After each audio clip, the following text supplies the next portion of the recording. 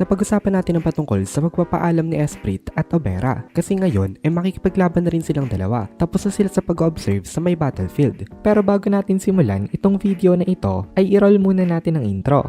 Hello everyone and welcome to my channel, ang inyong source ng Tagalog na Tansura Contents. Sa channel na ito pinag-uusapan natin ang mga nangyayari sa may Tansura universe. So without further ado, let's get into the video. Bago umalis itong si Obera, binigyan niya ng warning itong si Milim. Sabi ni Obera, ramdam niya daw na mayroong isang malakas na presence na hindi pa nagpapakita. Kaya mag-ingat daw itong si Lady Milim. Kasi malakas daw ang Insectoid Lord na si Zilenius. Si Obera mismo, inamin na wala siyang palag dito. Kaya naisip niya na lang na wala ring mangyayari kung mananatili lang siya sa may tabi nitong si Milim. Kasi hindi niya rin naman kaya itong protektahan laban sa Lords ng mga Insectoid. Si Milim lang talaga sa mga naan dito ang kayang tumapat sa Insectoid Lord na ito. Therefore, naisipan nitong si Obera nang may itulong niya na lang ngayon ang bawasan ang mga Insectoid Generals ng kanilang mga kalaban para hindi mahirapan masyado ang kanilang mga forces. Merong nakitang isang nag-uuli na isang Insectoid General itong si Obera dito. Ang pangalan nito T-Shorn. Ang mga kamay nito naging sharp blades. Balak ni Obera na ito ang kanyang gawin target. Gusto niyang damihan ang ma-take out ng mga generals ng kalaban bago lumabas ang Insectoid Lord. Pero alam niya na kulang sila sa oras kaya nagmadali na agad siya na makipaglaban dito.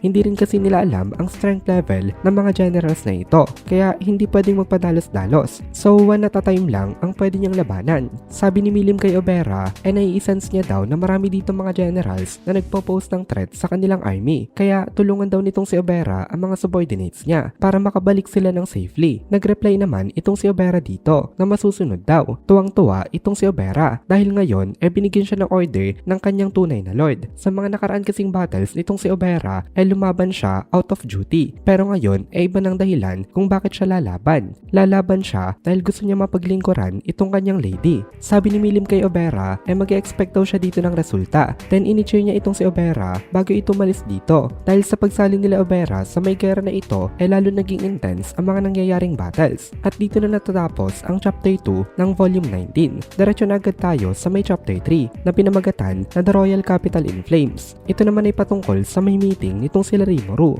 Smoothly na nag-proceed itong meeting na ito. Walang stupid enough para sirain ang relationship na nabuo sa pagitan ng Western nations at ng Eastern Empire. Nagkasundo silang lahat sa kanilang pagboto at eventually pinirmahan din itong si Masayuki ang kanilang settlement document. After nun nagpalakpakan ng mga tao. Ngayon united na talaga ang humanity. Na-amaze itong si Rimuru sa management na ginawa nitong si Testarossa dahil napaka-smooth daw talaga nito naging meeting nila. Kaya sisiguraduhin niya daw na mabibigyan ng reward later itong mga mag-aasikaso dito. After ng meeting nila may mga nakahandang mga pagkain. Magdidiwang naman sila ng isang malaking party. Excited na excited itong si Rimuru sa may party na ito. Kasi sabi ni Rimuru aabangan niya daw ang outfit nitong si Hinata. Sa sobrang excited niya kinontak niya rin itong si Ruminas at sinabihan niya ito na pagsuotin daw itong si Hinata ng mas aggressive na design compared dun sa may nauna. Custom made itong ipapasuot nila dito na outfit. Ang laki na nagastos dito nitong si Rimuru pero wala siyang pakialam doon. Talagang gusto niya makita na suot yung dress nitong si Hinata. Umagri naman dito itong si Ruminas dahil katulad ni Rimuru gusto rin ni Ruminas na makita nga ito. Ngayon nakikipag-interact itong si Rimuru sa mga maraming tao nang bigla silang merong narinig na isang malakas na explosion. Ito ay nanggaling sa may direction ng kanilang party venue kaya nagmadali itong si Rimuru na pumunta dito. Pagdating niya tinanong niya agad kung okay lang daw ba itong si Masayuki at nakita niya na okay lang naman ito kasi kasama nito ngayon ang Scorched Dragon. Ito ang pinaka-perfect na bodyguard na magbabantay sa kanya. Sumagot itong si Masayuki sa may tanong nitong si Rimuru.